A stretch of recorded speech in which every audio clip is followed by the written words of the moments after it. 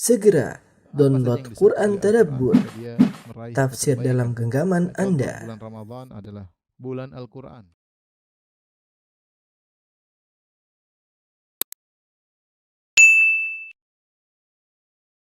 Bismillahirrahmanirrahim.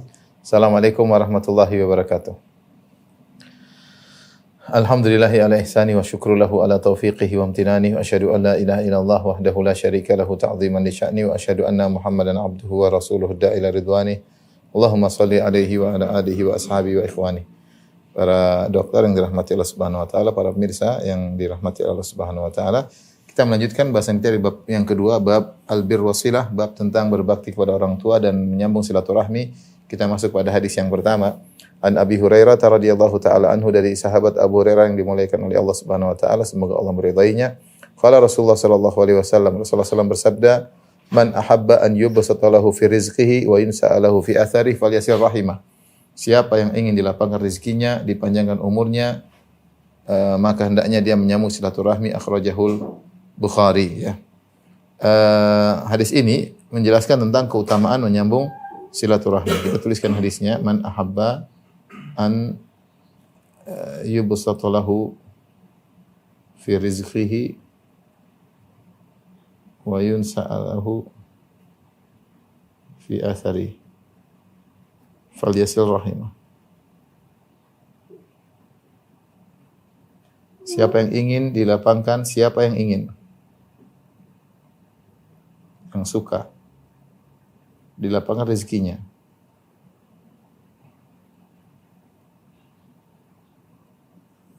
dipanjangkan umurnya,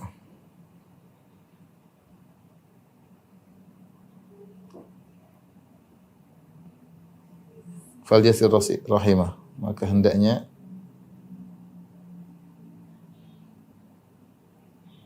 menyambung silaturahmi.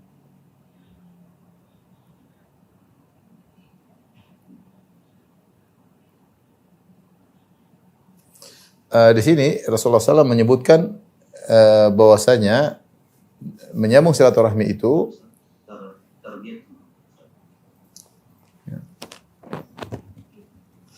di sini Nabi SAW menjelaskan bahwasanya keutamaan silaturahmi itu bukan hanya perkara dunia, bukan hanya perkara akhirat. Ya, ini menunjukkan ternyata silaturahmi juga, ya, ada manfaat duniawi. Ada manfaat duniawi. Dan ini juga dalil bahwasanya ketika Rasulullah mengatakan man ahabba, siapa yang suka, ini menunjukkan boleh menyambung silaturahmi dengan niat duniawi. Silaturahmi dengan niat duniawi. Niat duniawi di sini artinya apa? Yaitu panjang umur dan rezeki lapang. Ini niat duniawi, ya.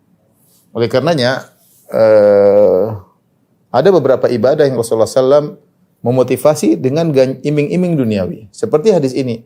Kita tahu bahwasanya menyambung silaturahmi adalah ibadah. Tapi ternyata kalau diniatkan untuk dapat kepentingan duniawi, boleh, dengan syarat bahwasanya tidak boleh niat duniawi mendominasi. Ya, ini para ulama menyebutkan syaratnya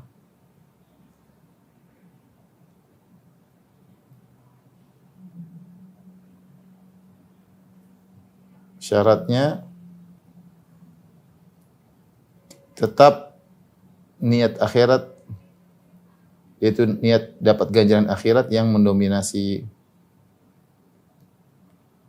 Jadi niat duniawi ini hanya dompleng, hanya ditempelkan. Ini banyak seperti ini. Contoh, Rasulullah SAW misalnya mengatakan, dawu mardhakum bis sadaqah, sembuhkanlah orang sakit antara kalian dengan bersedekah. Orang bersedekah dengan niat untuk menyembuhkan penyakit boleh, tapi dia niat ukhrawi, akan dapat ganjaran pahala akhirat, harus mendominasi. Ya. Ini contoh, ya. Seperti Rasulullah SAW menyebutkan orang berinfak akan diberi ganti oleh Allah. Kata Nabi SAW dalam hadis Qudsi, ya bani Adam, unfik alaik. Kata Allah, wahai anak Adam, aku berinfaklah engkau, aku akan berinfak kepadamu. Artinya Rasulullah motivasi kamu kalau berinfak akan gantinya. Berarti gantinya ini perkara duniawi, tapi itu tidak jadi masalah selama perkara akhirat yang mendominasi. Demikian juga ketika musim haji kata Allah Subhanahu wa taala, "Laisa 'alaikum junahun an tabtagu fadlan min rabbikum, fa idza afattum min arafatin fadhkurullaha 'indal masy'aril haram." Kata Allah ketika menyebutkan tentang ayat-ayat haji kata Allah, "Laisa 'alaikum junahun an tabtagu fadlan min rabbikum." Tidak jadi masalah kalau kamu sedang berhaji kamu jualan. Berarti berhaji sambil jualan boleh enggak? Boleh. Tetapi ingat niat haji harus mendominasi. Ya ini contoh. Rasulullah menyebutkan ternyata silaturahmi itu bukan cuma ganjarannya masuk surga sebagaimana kita jelaskan pada pertemuan lalu dalam surat Ar-Ra'd. Rasulullah SAW menjelaskan bahwasanya di antara ganjaran silaturahmi masuk surga ternyata ada juga ganjaran duniawi. Apa ganjaran duniawi? Yang pertama ini dilapangkan rizki, yang kedua dipanjangkan umurnya. Apa maksud dari hal ini? Khilaf di kalangan para ulama. Secara umum ada tiga pendapat ya. Yang pertama bahwasanya umur dan rezeki tidak berubah.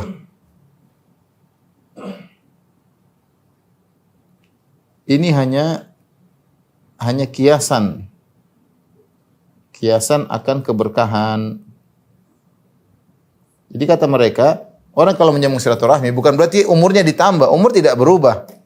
Rezeki pun tidak berubah, sudah tercatat dalam Lauhil Mahfuz. Ya, tetapi maksudnya Allah kasih keberkahan. Kita tahu betapa banyak orang yang umurnya panjang namun enggak berkah. Umurnya panjang tapi maksiat, umurnya panjang tapi tukang mencuri, umurnya panjang tapi koruptor, umurnya panjang tapi suka menzalimi orang lain.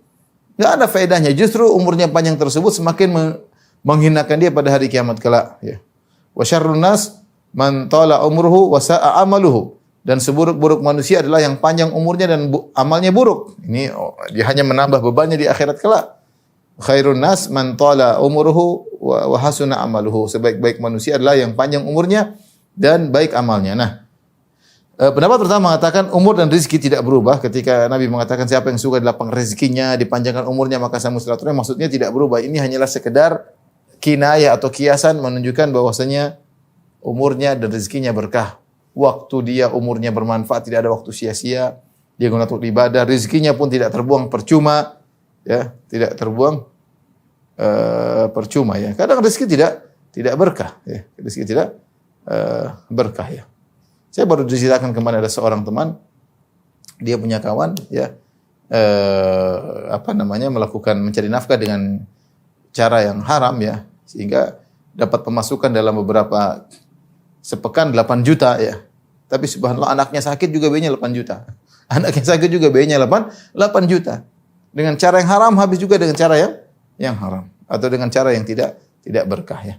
Baik, ini yang pertama, pendapat yang kedua bahwasanya benar-benar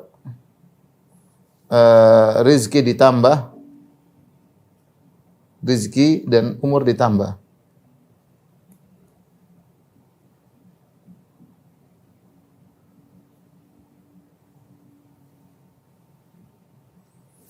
Benar-benar rezeki dan umur ditambah ya.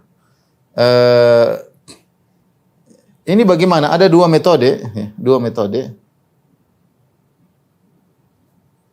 Semuanya terkait dengan catatan malaikat.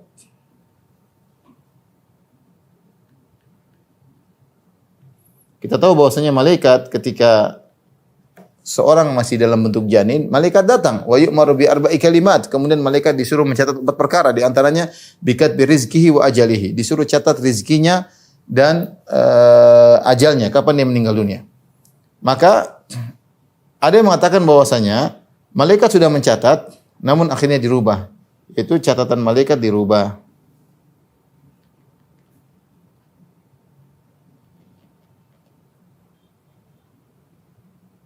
Sebagaimana firman Allah Subhanahu wa taala, "Yamhullahu ma yasha wa yuthbit wa indahu umul kitab." Kata Allah Subhanahu wa taala, Allah menghapus yang Allah kehendaki dan Allah menetapkan yang Allah kehendaki, dan di sisinya ada ilmu kitab ya. Itu ada lauhil mahfuz. Ar-Ra'd ayat 39. 13 ayat 39. Ya. Maksudnya bagaimana? Maksudnya begini, malaikat ketika disuruh mencatat, misalnya dia mencatat rezeki misalnya si Sony, taruhlah si Sony atau si Abdullah. Abdullah ini ternyata umurnya dicatat oleh malaikat dia akan meninggal pada usia 50. Kemudian rezekinya total misalnya 1 miliar. Dia selama hidup rezeki totalnya selama 1 miliar. Ternyata Abdullah ini melakukan silaturahmi di masa mudanya sehingga Allah perintahkan malaikat untuk menghapus catatan lama. Allah suruh ganti, wahai malaikat, rubahlah dari 50 menjadi 70 dan rezekinya dari 1 miliar menjadi 3 miliar. Gara-gara apa? Karena dia menyambung silaturahmi. Nah, Allah mengatakan yamhullahu ma yasha wa yuthbit. Allah menghapus yang Allah kehendaki. Allah menetapkan Allah kehendaki, tapi di sisi Allah ada umul kitab yang tidak akan pernah berubah. Nah, perubahan dari umur 50 menjadi 70, rezeki 1 miliar menjadi 3 miliar, ini semua sudah tercatat di Lauhil Mahfuz. Hanya saja malaikat tidak tahu isi Lauhil Mahfuz. Hanya saja malaikat tidak tahu isi Lauhil Mahfuz. Ini metode pertama. Metode kedua, yaitu Allah memerintahkan malaikat dengan 2 catatan sekaligus. Yaitu jika dia tidak menyambung silaturahmi, umurnya 50, rezekinya 1 miliar. 1 M. Jika dia menyambung,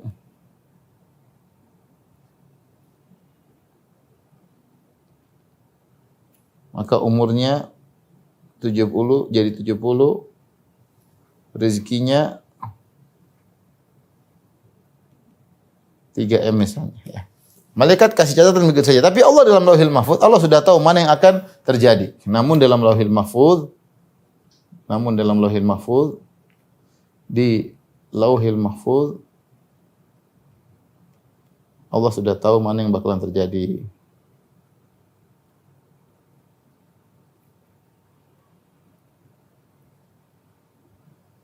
Jadi ini maksudnya. Ternyata dia memilih menyambung silaturahmi, maka jadilah umurnya 70 dan rezekinya 3 miliar. Ini contoh.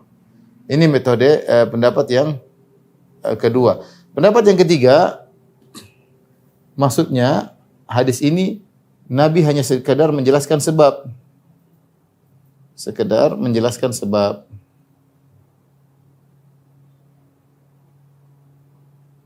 Sebab tidak terkait dengan takdir. Tidak terkait dengan perubahan takdir.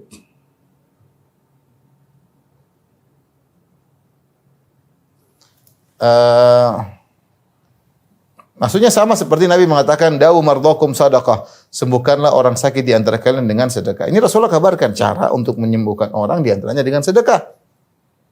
Misalnya Rasulullah SAW mengatakan, kamu ingin agar tercegah dari perbuatan keji dan kemungkaran, salatlah. Inna salata tanha 'anil fahsya'i wal munkar. Sungguhnya salat mencegah perbuatan keji dan kemungkaran. Nah, sama seperti Rasulullah menjelaskan siapa yang ingin lapangkan rezekinya, dipanjangkan umurnya, maka sambung silaturahmi. Itu Rasulullah yang menjelaskan silaturahmi adalah sebab lapangnya rezeki dan sebab panjangnya umur. Nah, ini pendapat yang cukup kuat, pendapat yang ketiga. Ini tidak ada kaitannya dengan takdir, tapi Rasulullah SAW sedang menjelaskan tentang sebab dan akibat. Menjelaskan tentang sebab dan akibat. Ya.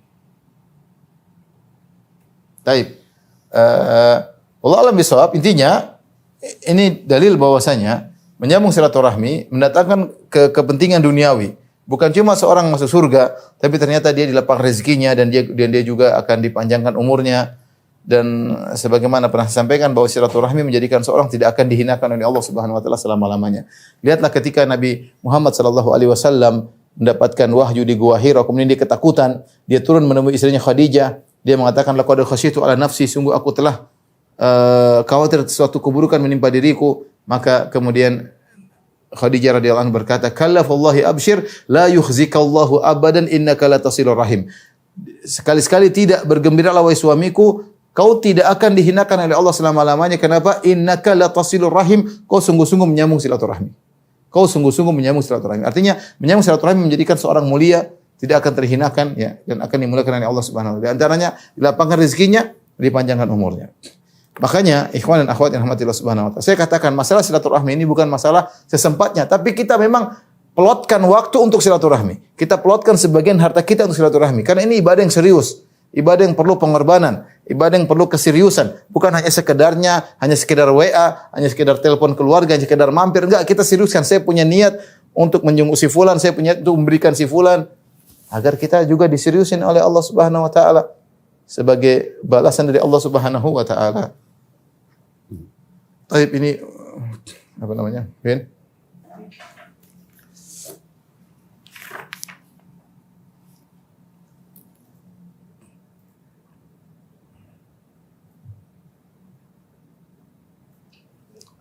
Tapi berikutnya, hadis yang kedua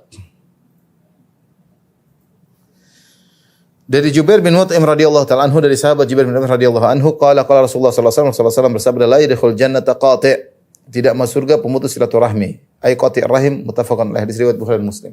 Kata Nabi sallallahu alaihi wasallam, la yadkhulul jannata qati', pemutus silaturahmi tidak masuk surga.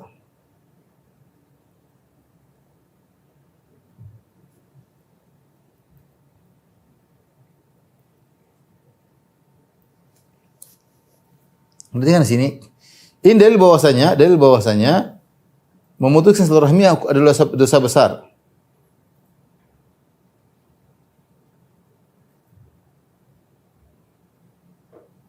Adalah dosa besar. Karena diancam tidak masuk dalam surga. Al jannata qati. Dan ini perhatian ikhwan dan akhwat, kita dapati sebagian orang semangat dalam melaksanakan banyak ibadah. Dia melakukan ibadah, dia sedekah, dia sholat malam, mungkin dia puasa sunnah. Tapi dia buruk hubungannya dengan sesama kerabatnya. Dia buruk hubungannya. Dia memutuskan silaturahmi. Orang seperti ini kita khawatirkan amalnya tidak diterima oleh Allah Subhanahu wa taala. Meskipun dia rajin sedekah, meskipun dia rajin beribadah, tapi ternyata dia memutuskan silaturahmi, maka ini sangat dikhawatirkan amalnya tidak diterima oleh Allah Subhanahu wa taala ya. Tidak diterima oleh Allah Subhanahu wa taala. Dan ini bahaya. Bisa membuat dia meskipun dia banyak beramal soleh tapi ada penghalang dia masuk surga, yaitu apa? Dia memutuskan silaturahmi. La yadkhul jannata qati', memutuskan silaturahmi tidak akan masuk surga. Oke, ini rawan, maka seorang hati-hati, hendaknya dia pikirkan, sekarang saya punya hubungan dengan banyak keluarga, apakah sudah menyambung silaturahmi atau tidak? Dia renungkan tentang dirinya ya. Taib, memutuskan silaturahmi adalah dosa besar. Dalilnya sangat banyak. Adapun dalilnya banyak sekali. Di antara tadi disebutkan diancam tidak masuk surga.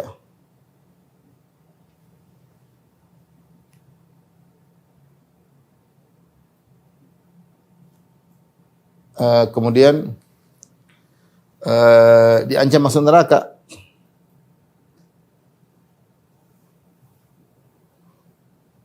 Seperti dalam surat Quran Ar-Ra'd 13 ayat 25. Setelah Allah Subhanahu wa taala menyebutkan tentang ciri-ciri penyambung silaturahmi, Allah sebutkan bahwasanya lawannya orang yang memutuskan silaturahmi bisa masuk neraka jahanam. Kata Allah, walladzina yanquduna ahdallahi min ba'di mitsaqih wa yaqta'una ma amara Allah bi ayyusal wa yusina fil ardi ulaika lahumul la'natu wa lahum su'ud dar. Dan orang-orang yang memutuskan apa yang Allah perintahkan untuk disambung, Allah suruh nyambung, mereka malah putuskan. Wa yufsiduna fil ard, dan mereka melakukan kerusakan di muka bumi, ulaika lahumul la'nah, bagi mereka laknat Allah, wa lahum su'ud dar, dan bagi mereka kediaman yang buruk, neraka jahanam. Diancam masuk neraka jahanam. Demikian juga di antara bahayanya memutuskan silaturahmi, ketiga dilaknat. Kata Allah Subhanahu wa taala dalam surat Muhammad ayat 22,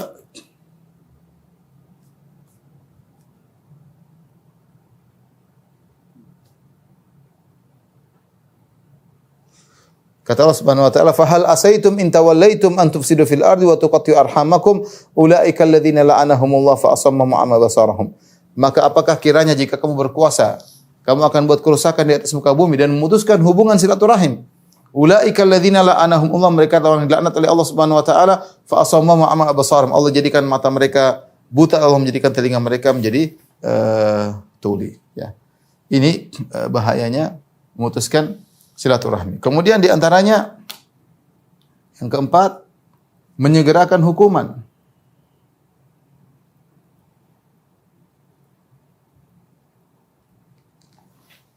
Orang yang menyambung silaturahmi mudah diazab oleh Allah Subhanahu wa taala. Kata dalam hadis yaitu laisa dzambun ajdaru an yu'ajjilallahu sahibahu uqubata li sahibihi fid dunya, ya.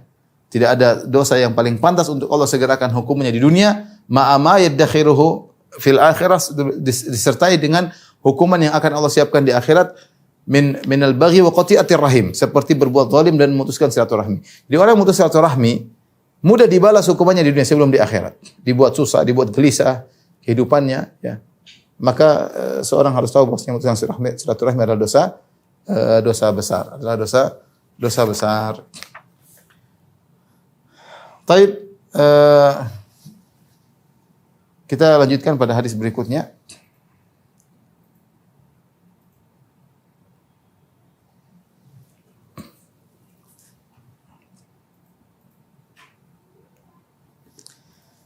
Kita bacakan tentang perbuatan-perbuatan yang diharamkan, di antaranya terkait dengan masalah silaturahmi. Wa anil Mughirah bin Syu'bah, dari Mughirah bin Syu'bah radhiyallahu anhu, an Rasulillah sallallahu alaihi wasallam, Rasulullah sallallahu bersabda, "Innallaha harrama 'alaikum uquqal ummahat." Sungguhnya Allah mengharamkan atas kalian durhaka kepada para ibu. Wa wa'dal banat, dan Allah mengharamkan menguburkan putri-putri hidup-hidup.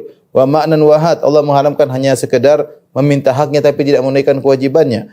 Wa kariha lakum qila wa qala, Allah benci dari kalian perkataan katanya dan katanya. Wa kasratus su'al, terlalu banyak pertanyaan. Wa idha'atal mal, dan membuang-buang harta secara mubadzir. Ini adalah perkara-perkara yang diharamkan dalam hadis ini. Ada beberapa perkara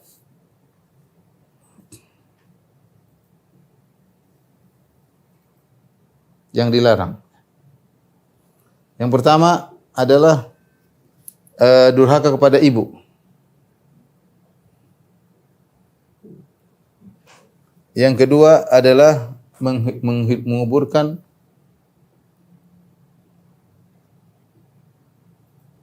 anak putri hidup-hidup.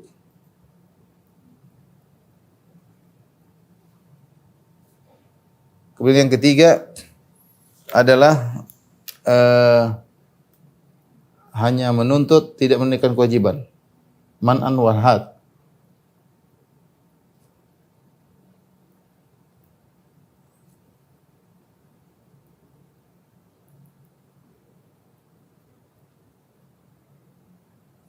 Kemudian yang berikutnya karihalakum qila wa qal, dibenci katanya dan katanya.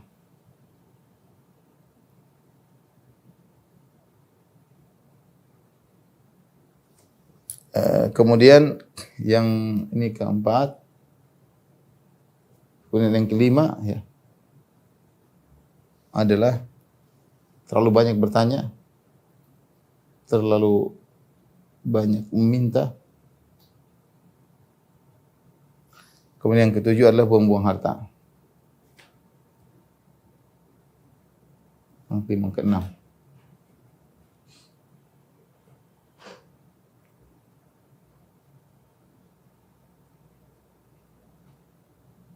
Tapi inilah 6 perkara yang langsung disebut dalam hadis. Yang pertama, durhaka kepada ibu.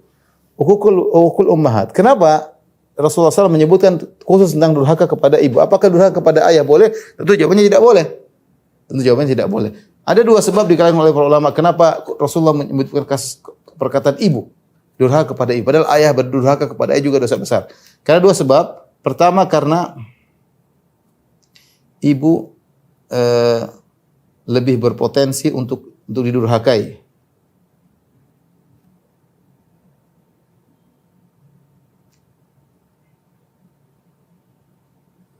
Karena dia seorang yang lemah.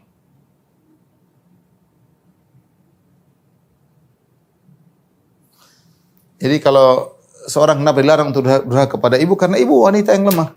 Kalau bapak, orang mungkin tidak berani durhaka kepada bapak. Kalau bapak diharapkan kemudian digampar oleh ayah, oleh bapak. Tapi kalau ibu dibentak-bentak, ditarik-tarik rambutnya, dipaksa-paksa, ibu tidak bisa berkutik apa-apa. Apalagi kalau ayah sudah meninggal dunia, tinggal ibu. Maka potensi untuk durhaka kepada ibu lebih besar. Karena ibu adalah wanita yang lemah.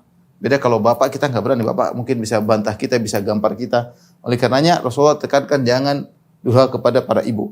Di antara sebab kedua, ada yang mengatakan ini khilaf. Memang ada yang mengatakan bahwasanya berbakti kepada ibu lebih utama daripada ayah. Namun ini khilaf di kalangan para ulama. Ada yang mengatakan kedua ayah dan ibu adalah sama, sehingga harus dibakti bersama-sama. Tidak boleh mendahulukan ibu daripada ayah, tidak boleh mendahulukan ayah daripada ibu. Namun sebenarnya berpendapat bahwasanya kenapa dikhususkan kepada ibu? Karena berbakti kepada ibu lebih utama daripada berbakti kepada ayah. Ketika Rasulullah SAW ditanya oleh seorang sahabat, "Man ahaqqun nasi bi sahabati bi husni sahabati?" Ya Rasulullah, siapa yang paling aku lebih utama untuk aku berbuat baik kepadanya? Qala ummuk, kata Nabi SAW, ibundamu. Qala tsumma man, kemudian siapa ya Rasulullah? Kata Rasulullah SAW, tsumma ummuk, kemudian ibumu. Tsumma man, siapa lagi setelah itu? Kata Rasulullah SAW, tsumma ummuk, kemudian ibumu 3 kali. Tsumma man, qala tsumma abuk, kemudian ayahmu. Di sini Rasulullah SAW mengatakan kemudian ibumu sampai 3 kali, baru keempatlah ayah. Ini menunjukkan bahwasanya berbakti kepada ibu lebih utama daripada berbakti kepada ayah. Wallahu a'lam bishawab. Ini salah satu pendapat ya. Ada yang mengatakan bahwasanya berbakti kepada ayah dan ibu sama saja.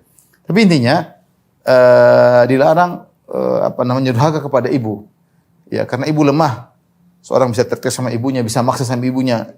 Ibunya tidak suka tapi ibunya kasih sayang mendominasi anaknya, sementara anaknya tetap durhaka kepada ibunya. Ya, ini terjadi.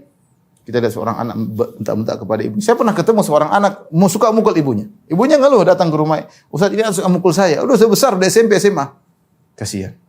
Kalau bapak dia nggak berani. Makanya Rasulullah ingatkan, hati-hati jangan durhaka kepada ibu. Ya. Yang kedua, wa wa'dul banat, menguburkan anak hidup-hidup. Ini di antara kebiasaan jahiliyah. Kalau disebutkan dalam buku-buku sejarah Arab jahiliyah, ada 2 metode yang mereka lakukan. Yang pertama, ya, mereka langsung kubur hidup-hidup.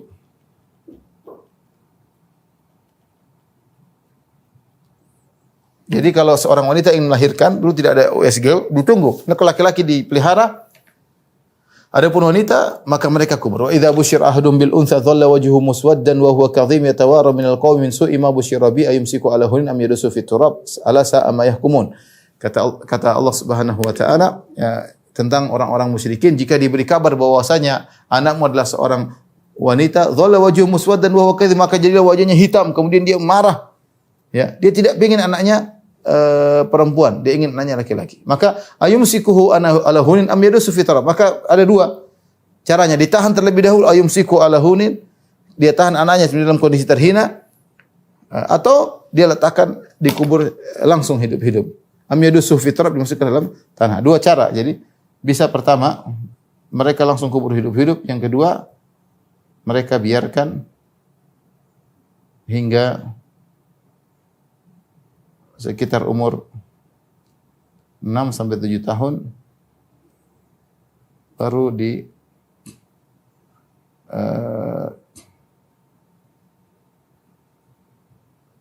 dikubur ya. Baru dikubur. Ini terjadi. Jadi kalau misalnya pada anak perempuan, mereka tidak langsung kubur ketika itu. Mereka biarkan dulu hidup sampai umur 6 tahun, 7 tahun, kemudian dirias, kemudian diminta izin dari ibunya untuk dibawa, dan ibu juga ngerti ini anak mau dikubur. Setelah itu baru kemudian sudah digali, ayahnya sudah gali lubang jauh, tinggal anaknya yang sudah dirias tersebut umur 6 atau 7 tahun dilemparkan dalam lubang tersebut. Ini termasuk dosa besar, benci terhadap anak perempuan. Kenapa bisa terjadi demikian, ikhwan dan akhwat yang rahmatillah subhanahu? Kita enggak habis pikir. Kok bisa orang-orang Arab jahiliyah dahulu menguburkan anak perempuan mereka hidup-hidup? Allah sebutkan dalam Al-Qur'an, wa idzal mau'udatu su'ilat bi ayyi dzambin qutilat. Ketika nanti pada hari kiamat anak-anak kecil yang dikubur hidup-hidup akan ditanya atas dosa apa kemudian mereka dikuburkan. Jadi intinya kita tahu bahwasanya orang-orang Arab secara umum bangga punya laki-laki karena mereka hidup dengan tata cara kabilah, dan di antara kabilah mereka sering terjadi pertikaian, peperangan. Nah, kalau mereka tidak punya anak-anak dari kalangan laki-laki, sulit untuk menjaga keutuhan kabilah, keutuhan suku mereka. Jadi mereka kalau punya anak perempuan mereka malu, ya. Mereka tidak suka punya anak perempuan karena anak perempuan hanya menambah beban. Hanya ada laki-laki kerja, cari nafkah, bisa diajak berperang dan macam-macam. Wanita tidak, wanita hanya merepotkan sehingga mereka tidak suka punya anak perempuan. Ada yang mengatakan juga di antara sebab, dahulu ada pertikaian antara dua kabilah. Kemudian kabilah yang satu putrinya ditawan. Taruhlah kabilah A, kabilah B. Ternyata kabilah B putrinya ditawan. Akhirnya kabilah B berusaha melawan kabilah A sampai akhirnya ada tawaran, silakan kembalikan putri saya kepada saya. Karena putri yang sangat dia sayangi. Maka si putri ternyata berubah. Si putri mengatakan, saya tidak mau kembali kepada engkau wahai Abi. Si putri jatuh cinta pada seorang laki dari kabilah A. Akhirnya dia menikah di kabilah A. Ayahnya kemudian ngamuk dan marah. Ini bersumpah kalau saya punya anak perempuan, saya akan bunuh. Kemudian mulai anak perempuan dia bunuh. Kalau dia punya anak perempuan dia bunuh. Akhirnya menjadi tradisi. Inilah kenapa mereka suka membunuh anak hidup-hidup. Apakah langsung dibunuh ataukah dibiarkan sampai umur 6-7 tahun baru kemudian dibunuh ya. Baik. Ikhwan dan akhwat yang rahmatillah subhanahu wa ta'ala ya. Perhatikan, inilah kebiasaan jahiliyah yang masih ada pada kita, di antara kebiasaan jahiliyah yang masih tersisa.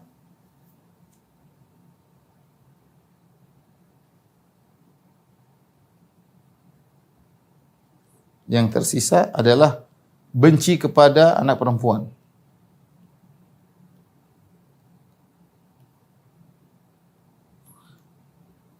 Kalau punya anak perempuan maka dia seakan-akan sedih, dia ingin punya laki-laki. Dan ini adalah bentuk kejahiliahan ya. Nah, kita sekedar benci punya anak perempuan adalah sikap jahiliyah. Ya. Saya sebutkan pada halaman 162, apa konsekuensi kalau kita tidak suka terhadap anak perempuan? Meskipun tidak sampai pada derajat membunuh. Kalau orang dahulu mereka bunuh, tapi kalau kita enggak sampai pada derajat membunuh, hanya saja kalau orang enggak suka dengan anak perempuan ada beberapa konsekuensi buruk. Yang pertama, ini merupakan bentuk protes kepada takdir Allah. Protes, seakan-akan Allah dalam tanda kutip kurang becus memberikan saya anak perempuan. Saya ingin anak laki-laki. Yang kedua, dan ini bentuk penolakan terhadap anugerah Allah. Anak perempuan adalah anugerah. Allah sebutkan dalam surat Asy-Syura ayat 49-50, kata Allah, lillahi mulkus samawati wal ardi yakhluqu ma yasha. Sungguhnya milik Allah lah kerajaan langit dan bumi dan Allah menciptakan siapa yang Allah kehendaki. Yahabu liman yasha'u inathan. Allah menganugerahkan anak wanita kepada siapa yang Allah kehendaki. Wa yahabu liman yasha'u dzukur, dan Allah menghendaki kepada sebagian orang punya anak laki-laki saja. Au yuzawwijuhum dzukranan wa inathan, dan terkadang Allah menghendaki sebagian orang punya anak laki-laki dan perempuan. Wa yaj'alu ma yasha'u aqima, dan sebagian orang Allah jadikan mandul. Innahu alimun qadir, sungguhnya Allah Maha mengetahui lagi Maha berkuasa. Di sini Allah menamakan anak perempuan yahabu lima yasha'u inathan. Allah menganugerahkan kepada siapa yang Allah kehendaki anak-anak perempuan.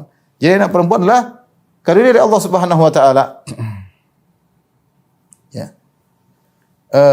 Maka seorang yang tidak suka anak perempuan berarti dia telah menolak anugerah dari Allah Subhanahu wa ta'ala. Bahkan ketika Allah menyebutkan tentang anugerah anak-anak, yang Allah sebutkan anugerah anak perempuan terlebih dahulu. Kata Allah, lillahi mulku samawati wal ardi yakhluqu ma yasha' yahabu liman yasha'u inathan wa yahabu liman yasha'u dzukur. Segala kerajaan milik Allah Subhanahu wa taala, Allah menciptakan, Allah kehendaki, Allah menganugerahkan kepada siapa yang Allah kehendaki anak perempuan saja, dan sebagian orang Allah kehendaki anak laki-laki saja, dan sebagian orang campur hanya laki-laki dan perempuan. Di sini Allah menyebutkan tentang anak perempuan terlebih dahulu sebagai bentuk tasyrif, pemuliaan kepada anak-anak perempuan. Dan aneh kalau ada seorang kemudian punya anak perempuan dia marah-marah, ini aneh. Karena istrinya ya sekedar hanya sebagai seperti sawah ladang, yang mengairinya adalah dia.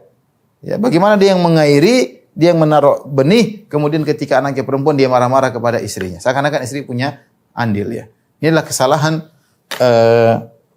kesalahan yang dilakukan oleh sebagian orang, bahkan benci kepada istrinya. Ketika istrinya di USG misalnya ternyata keluar lihat nama anak perempuan, dia sudah mulai berubah sikap terhadap istrinya. Kurang sayang. Beda kalau anaknya laki-laki, dia sayang istrinya, diberikan macam-macam. Tapi ketika tahu di USG anaknya perempuan, berubah semua sikapnya. Ini adalah sifat jahiliyah. Kita enggak tahu, ikhwan, siapa di antara anak kita laki-laki perempuan yang berjasa kepada kita setelah kita meninggal dunia, yang berbakti kepada kita, anak laki-laki perempuan kita enggak tahu. Sebagian orang anak laki-lakinya berbakti, sebagian orang anak perempuan yang berbakti. Ya. Maka seorang waspada ya. Jangan sampai dia membenci ya. Jangan sampai dia membenci anaknya kalau anaknya adalah perempuan ya. Lihatlah bagaimana Islam memuliakan anak-anak perempuan ya. Kita tahu anak perempuan ke depan akan menjadi seorang ibu atau menjadi seorang bibi yang akan punya peran besar dalam mencetak generasi-generasi terbaik buat umat Islam. Ya. Demikian juga telah datang hadis-hadis khusus yang menyebutkan anjuran syariat untuk perhatian terhadap anak-anak perempuan. Jadi kalau kita punya anak perempuan, jangan kita benci. Kalau kita benci punya anak perempuan berarti kita masih ada sisa-sisa jahiliyah yang tidak bisa hilang. Maka hadirkan dalam diri kita bahwasanya anak perempuan itu anugerah spesial. Allah Subhanahu wa taala menamakan dia Wahab, yaitu Allah menganugerahkan. Allah menyebutkan anak perempuan lebih dahulu daripada anak laki-laki. Kita enggak tahu yang lebih bermanfaat bagi kita siapa, anak laki atau perempuan. Apalagi ada hadis-hadis yang menjuruskan tentang menyebutkan tentang keutamaan mengurus anak perempuan. Seperti sabda Nabi sallallahu alaihi wasallam yang sebelum dijelaskan oleh Aisyah radhiyallahu taala anha, kata Nabi sallallahu alaihi wasallam, "Man ibtuliya min hadhil banati bi syai'in fa asana ilaihinna kunna lahu sitran minan nar." Barang siapa yang diuji dengan anak-anak perempuan, kemudian dia berbuat baik kepada anak-anak perempuan tersebut, maka anak perempuan tadi akan menjadi penghalangnya bagi neraka jahanam. Luar biasa. Kita punya anak, kita rawat baik-baik, kita kasih makan, kita beri pendidikan, kemudian kita nikahkan. Kalau dia baik, maka dia akan menjadi pelindung bagi kita dari neraka jahanam. Jadi hadis ini diucapkan oleh Nabi sallallahu alaihi wasallam tentang kisah seorang ibu yang menakjubkan, yang sayang kepada dua putrinya. Kata Aisyah, dakhalat imra'atun ma'aha ibnatani. Ada seorang wanita masuk menemui Aisyah dan dia membawa dua putri. Wanita ini kenapa ketemu Aisyah? Dia minta makan. Tapi kata Aisyah, falam tajid indi syai'an. Dia tidak mendapat sesuatu pun dariku. Tidak ada. Ghayra tamratin. Tapi saya punya satu butir korma. Lihat bagaimana dermawannya Aisyah. Dia punya satu butir korma. Dia berikan kepada ibu tersebut. Faqasamatha baina ibnatayha wa lam ta'kul minha. Apa yang dilakukan oleh ibu tadi? Itu korma dia belah dua. Dia belah dua, satu untuk anak putrinya yang satu, satunya putri yang lain. Dan dia tidak makan sama sekali. Summa qamat fa kharajat, kemudian dia pergi dan dia berdiri meninggalkan rumah Aisyah radhiyallahu taala anha. Begitu dia pergi, datang Nabi sallallahu alaihi wasallam, maka Aisyah cerita, tadi ada orang seperti ini.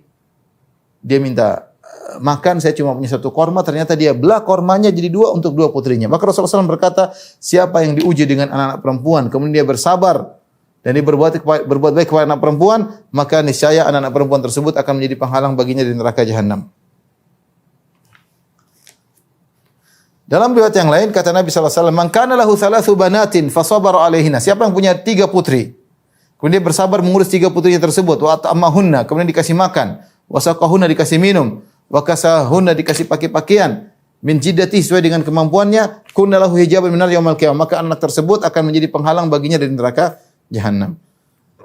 Ini keutamaan yang sangat-sangat istimewa ketika seorang kemudian memiliki anak perempuan, kemudian dia rawat anak perempuan tersebut ya sampai dewasa, maka anak perempuan tersebut akan menjadi penghalangnya dari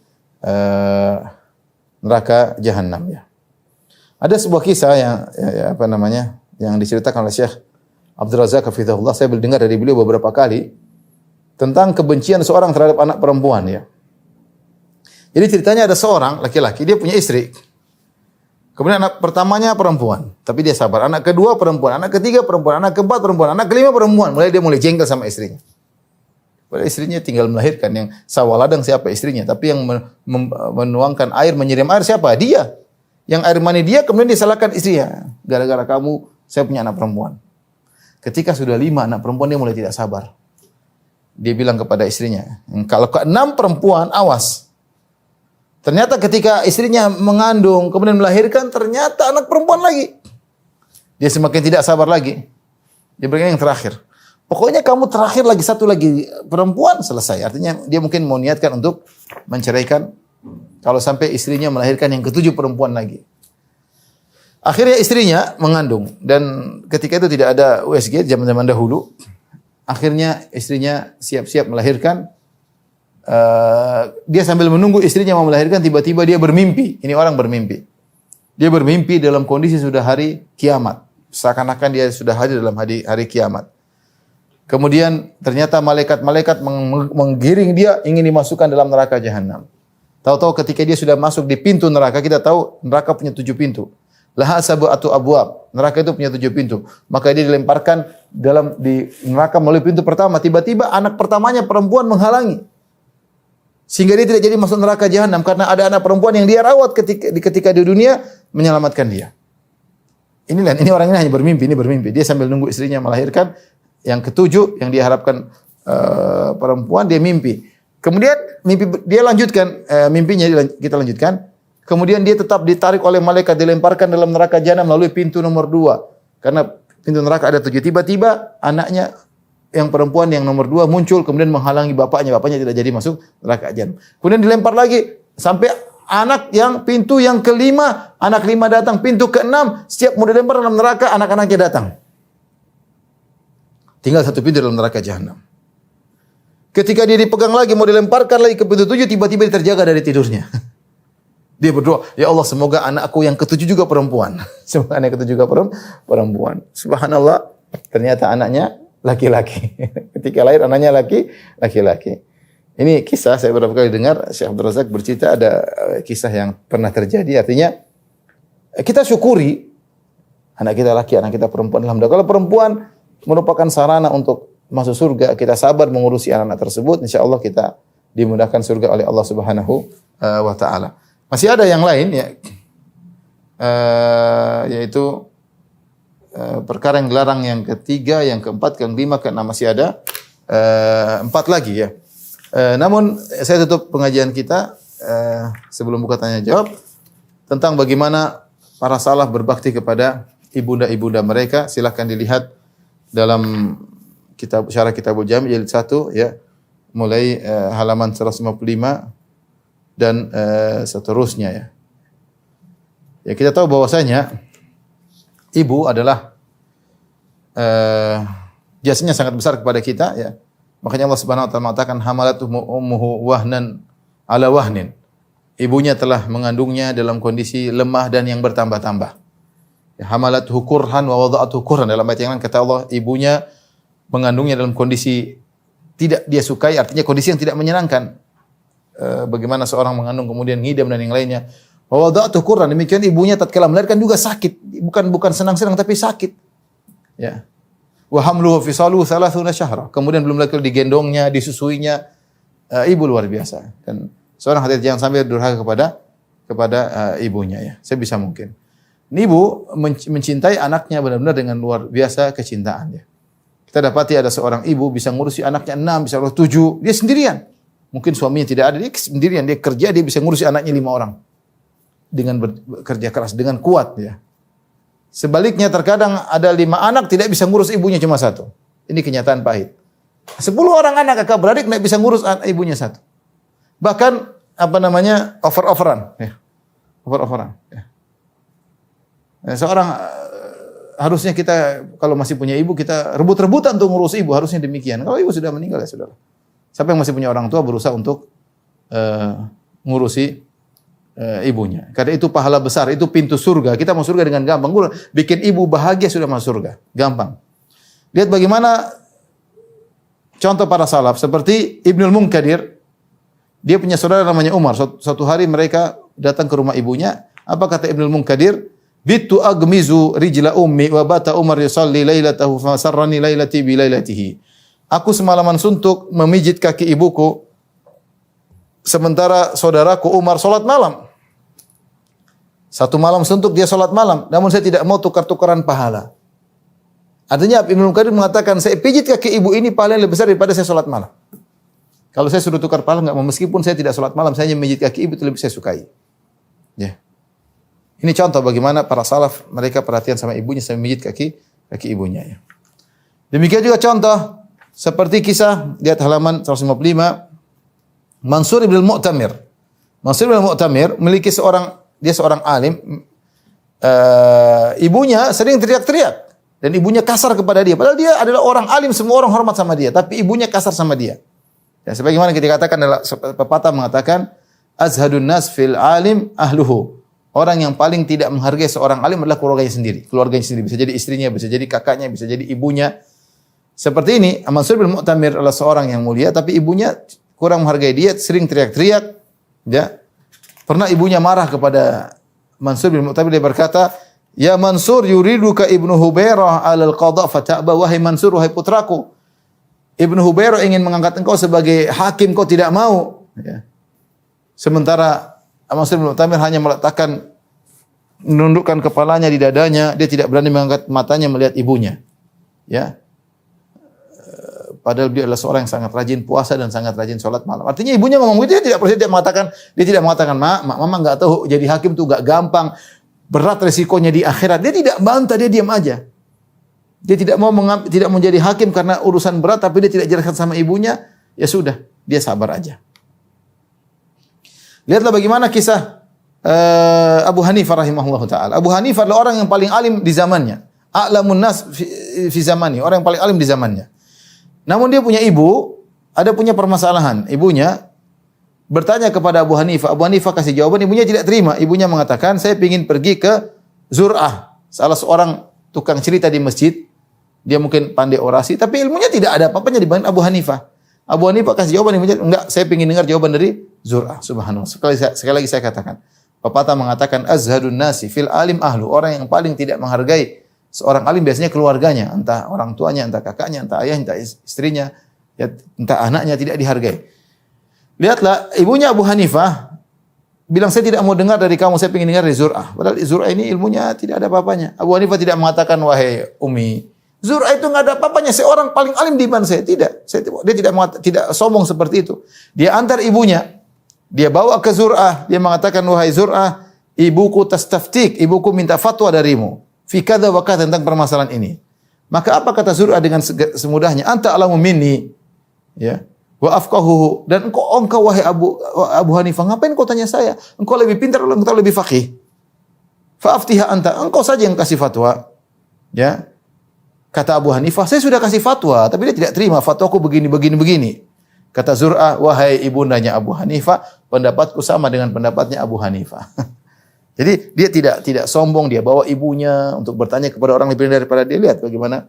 Dan cerita seperti ini banyak. Contoh Ali bin Husain bin Ali bin Abi Thalib, dia tidak berani makan bersama ibunya. Bukan apa-apa, dia kalau makan sama ibunya, dia takut ibunya sudah nakhir satu makanan, kemudian dia ambil. Dia tidak pengen mendurhakai ibunya, mengambil sesuatu yang disukai oleh ibunya. Dia enggak mau, sampai tidak berani makan bareng. Lihatlah bagaimana kisah Usamah. Ketika di zaman Utsman bin Affan, korma lagi mahal-mahalnya, ya, ternyata ibunya lagi pingin makan jumar korma. Jumar itu jantung korma. Kalau itu diambil, maka korma akan mati. Akhirnya dia pun merusak kormanya, dia ambil jantung korma, dikasih ibunya. Orang menegur, ngapain kau rusak kormamu, lagi mahal-mahalnya? Dia mengatakan, inna ummi sa'alatni wa la tas'aluni syai'an aqdiru alaihi la ataituhu. Kata dia, ibuku minta kepadaku, selama aku mampu untuk mengabulkan permintaan ibuku, akan aku lakukan. Mumpung ibuku masih hidup. Dia minta sesuatu, aku mampu, akan aku lakukan. Meskipun ibunya minta sesuatu yang mahal dan dia mau, dan dia mampu, dia lakukan.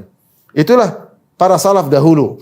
Ya, mereka sangat berbakti kepada ibu mereka. Ya. Di antara saya tutup, di antara cerita yang menakjubkan, yang saya dengar juga dari sebagian ulama. Jadi kisahnya begini. Bagaimana seorang dianugerahi dengan anak-anak yang berbakti. Ya. Ya, jadi ada seorang wanita, kalau tidak salah di Jeddah. Dia menikah dengan seorang lelaki. Kemudian wanita ini punya teman. Temannya cacat. Tidak bisa, dia jalannya merangkak. Cacat. Akhirnya setelah dia menikah dengan suaminya, dia bilang kepada suaminya, suamiku, saya punya teman. Tidak ada yang dia kurang diperhatikan. Boleh enggak dia tinggal di rumah kita? Biar saya perhatian dia. Akhirnya suaminya izinkan, silakan. Dibawalah temannya. Akhirnya dia bilang, tidak bisa, ini bukan mahram saya. Kalau kamu mau dia tinggal sini, kita harus nikah. Saya nikahi dia, sehingga saya halal melihat dia. Karena kita harus rumah bareng. Meskipun cacat, iya cacat. Akhirnya, istri pertama tadi mengizinkan. Ya udah nikahin aja. Temannya yang cacat tersebut. Mulailah tinggal mereka serumah. Si wanita ini merawat temannya yang cacat tersebut. Yang tidak bisa berdiri, hanya merangkak berjalan. Entah bisu, entah apa, saya lupa. Intinya dia cacat. Hidup bersama, dengan tali pernikahan dua-duanya, dan sang wanita merawat temannya tersebut. Lelaki ini akhirnya dia merasa gelisah. Dia mengatakan kepada istrinya, wahai istriku, saya takut saya tidak adil, pincang di akhirat. Ini istriku yang kedua ini, temanmu yang cacat ini juga punya hak. Sebagaimana saya gauli, dia juga punya hak untuk saya gauli. Ya, cacat, meskipun mungkin tidak menarik, tapi intinya dia punya hak untuk saya gauli. Akhirnya wanita yang mengizinkan, ya sudah, silakan. Akhirnya dia gaulilah wanita ini. Gauli istri pertama sama gauli istri kedua. Ternyata istri pertama ini ternyata tidak punya anak, mandul. Ternyata istri kedua ini yang cacat tadi hamil, punya anak 1. Kemudian bertahun lagi punya anak 2. Kalau tidak salah sampai 4. Saya kalau nggak salah lupa Syekh cerita itu. Sampai anaknya 4. Setelah anaknya 4, ini wanita yang cacat ini meninggal dunia, subhanallah. Meninggal dunia, akhirnya anak yang 4 dirawat oleh istri pertama. Setelah dirawat oleh istri pertama, akhirnya jadilah anak-anak ini menjadi anak-anak yang sangat berbakti. Ibunda mereka sudah meninggal. Sampai Syekh cerita, sampai mereka rebut-rebutan untuk ngurusi ibu mereka ini, padahal bukan ibu kandung. Sampai kalau sudah jatahnya mereka ingin ambil ibunya, mereka rebutan, ini jatah saya. Bawa ibu saya ingin bawa ke rumah saya. Mereka rebut-rebutan untuk ngurusi ibu mereka. Jadi ibunya berpindah dari satu rumah ke rumah kedua, ke rumah ketiga, ke rumah keempat. Padahal itu bukan anak-anaknya ya. Mereka rebut-rebutan untuk berbakti kepada ibu tersebut. Ada beberapa faedah di antaranya bagaimana ternyata kalau kita memperhatikan orang lain akan mendapatkan kebaikan. Lihat, Allah memberikan anak, dia mandul, ternyata ada cara Allah memberikan anak buat dia, dan anak tersebut anak-anak yang berbakti. Bagi kawan-kawan yang masih memiliki orang tua, maka gunakan kesempatan untuk berbakti kepada orang tua semaksimal mungkin. Pintu surga masih terbuka. Buat mereka tersenyum, buat mereka bahagia, buat mereka bangga kalau melihat antum ya. Semoga Allah mudahkan kita masuk dalam surganya. Wallahu a'lam bishawab. Sampai sini saja mungkin bisa sampaikan kepada hadirin hadirat apa yang bisa sampaikan, kurang bisa mohon maaf. Wabillahi taufiq wal hidayah. Assalamualaikum warahmatullahi wabarakatuh.